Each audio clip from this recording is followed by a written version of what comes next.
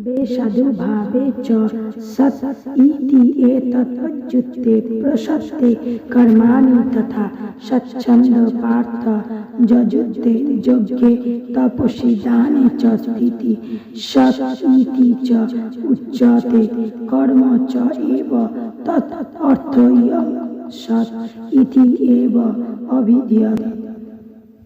বলছে হে ভগবান, হে পার্থ, সৎভাবে সাধুভাবে সৎ এই শব্দটা প্রযুক্ত হয়, তেমন শুভ কর্মে সৎ শব্দ ব্যবহৃত হয়।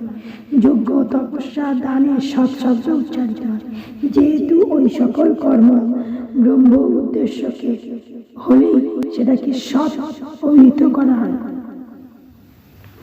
কৃষ্ণ ভাবনাময় কাজকর্মকেই বলা হয় সৎ।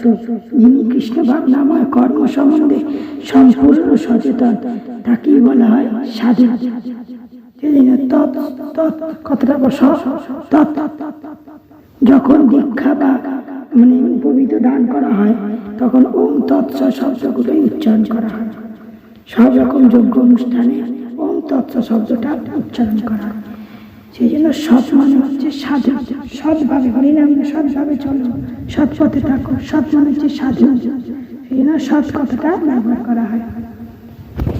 গীতা শ্লোক থেকে আমরা এটা জানতে পারলাম যে সৎ শব্দটা আমাদের জীবনের পরম সিদ্ধি লাভ করতে কাজ করে।